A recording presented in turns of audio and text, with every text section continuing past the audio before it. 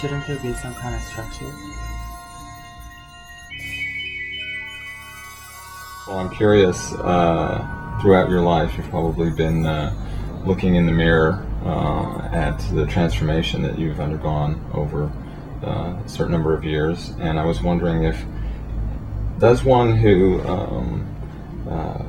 changes their body as much as you have, or their appearance in general, do you think that the person inside starts to become the person that they see in the mirror more, the ideal as well? I feel the same. So you feel pretty much. Yeah. that you have for a long time? Yeah, just more like comfortable. But the same. Mm-hmm. So you say comfortable in the sense that you've, for a long time, maybe been wanting to get to a certain level with your appearance? Yeah. Yeah, that you had sort of planned a long time ago, maybe? Yeah.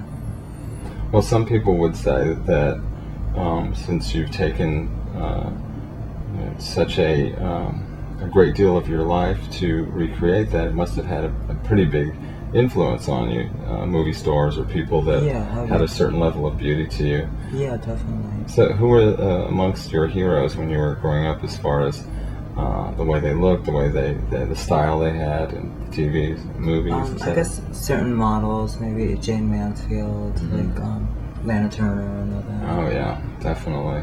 And so you feel like you've really kind of captured what you wanted after watching all these people for so long? You seem pretty content with well, where I'm you're more at. content now. I think that it's more modern now. Because I change a lot. Yeah, I can see that. You have like a different look than I'm used to seeing you with. You're presenting a beautiful image to the world, and you're known for that. And I was just curious and David LaChapelle, in his way, is doing the same thing as a photographer. It's obvious that people like you would meet and collaborate, on these images. Well, we both like extreme things. Yeah. And do you have any real understanding why, or do you know why? Can you explain why that is? Why I like extreme things? Yeah, but it's like extreme beauty is what it seems to be, not just extreme things. It's a lot more fun. True. It's like more bored. I would get too bored the other way. Mm-hmm. I couldn't be just like a housewife someplace in the suburbs or something. I know you've had a lot of siliconization and, to create yourself. And have you ever had it go bad? There's a lot of people who they automatically think that is like really unhealthy, and other people who say it's really unhealthy in genetic women, but not so much in transsexuals or men. I never had a problem with it. You've never had a bad... But I was, never abused it, really. You have to do it in very tiny amounts. So that's the only way they could do it, because it goes onto the scar tissue. If you put a lot in, it'll look great at first, but it'll fall. Something, because what's holding it up is scar tissue. I see. So you have to sort of build it up. Yeah, you have to do it really slow. Maybe that's why it was referred to by someone I know who had it done for many years in California as she said, it's kind of like makeup. You just have to apply it slowly.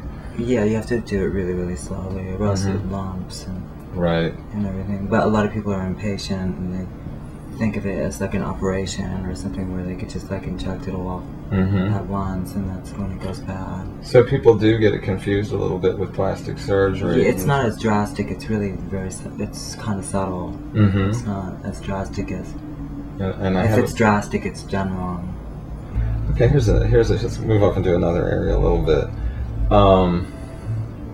Now, as a transsexual, you and in New York and in nightlife, this is something that you might be an expert on, although I don't know. I'm curious about this. It seems to me, with a lot of the transsexuals I've known, that straight men have a real thing for transsexuals, as much as they have a real thing for genetic women. They keep them kind of separate almost. Does that ring a bell? Does that? I think they're attracted to them because it's like a stripper, because they're overly done, overly sexual and feminine. Exactly. So, if it was someone who was more sort of plain looking, who was a transsexual, it's more about which transsexual they are. Like you're in the nightlife and you're out and you're dancing, etc. So they sort of see as part of that as well. Yeah, but I think the majority look like that. Kind of like overt sexuality because it's conscious. Think so? Like a natural born woman wouldn't think of it. They would just be a woman. Would you feel comfortable about talking about what you had done? Because Hushi and Michael explained what they had done. It's not that much, really. Yeah. I could tell you what I had done. Well, just breast implants. I had them done twice, and a nose job, and I had my lips done with silicone, and my forehead with silicone, and hips and behind, and a pussy. That's it. Cherry on top, right?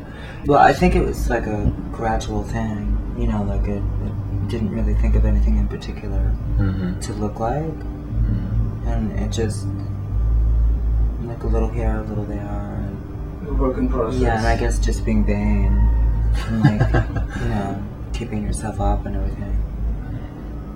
But I never realized that people would perceive it as art or anything. I just thought that it was good grooming habits.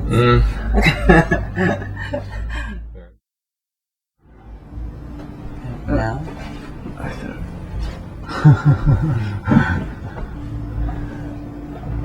Here, I'll hold it. I got it. You got it?